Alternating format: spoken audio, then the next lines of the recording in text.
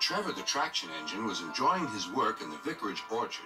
Birds were singing and apples were ripening on the trees. It was a lovely day. "Hello, Trevor," said James. "You look as bright and cheerful as my red paint." "Oh, I am," replied Trevor. "What's that noise?" "It's the bees," laughed Trevor.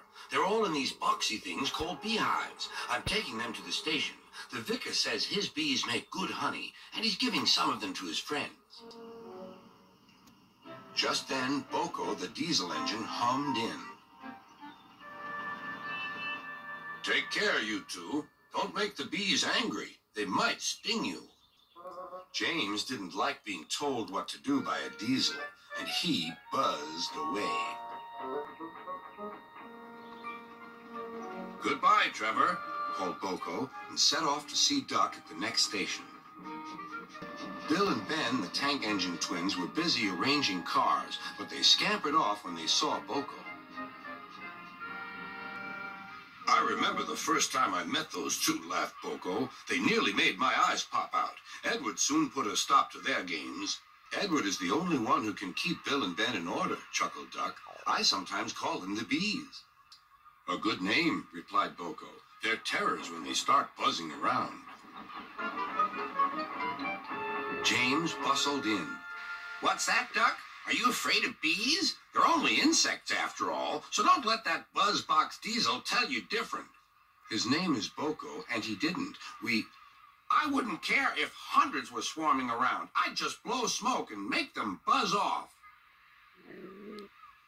"Buzz, buzz, buzz," retorted Duck. The next morning, James arrived at the station to collect his coaches. The passengers were excited and keen to get on board. The platform was crowded, and the porter was in a hurry. "Mind your backs," he shouted. Then there was trouble. The beehive fell and broke open. The station cleared like magic. James heard a familiar buzzing. The bees were too cold to be cross, so they buzzed around the fireman, hoping he'd mend their hive. But he didn't understand, nor did his driver, so the bees turned to James. His boiler was nice and warm. Buzz off," hissed James. One bee burnt his foot. "Ooh, ooh." The bee thought James had burnt him on purpose.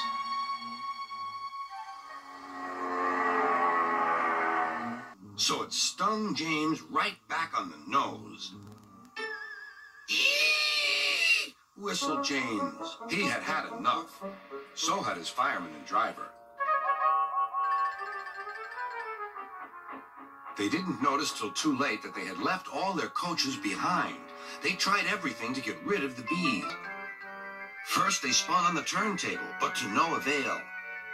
They tried washing them off, but the bees clung harder to James's warm boiler. Then they tried smoking them off by going through a long tunnel, but still the bees wouldn't go away. "It's no good, James," said his driver. "We'll just have to go back to the orchard and fetch another hive." James's reply was drowned by the sound of buzzing. The vicar was waiting anxiously for James. When he arrived, the bees swarmed straight into their new home. "Come on, James," said his driver. "What you need now is a good hose down." Later that evening, James was resting in the shed when the vicar came to see him. "Thank you for saving my bees," he said. "It's a pity it's not Christmas. Then we could call you James the Red-Nosed Engine."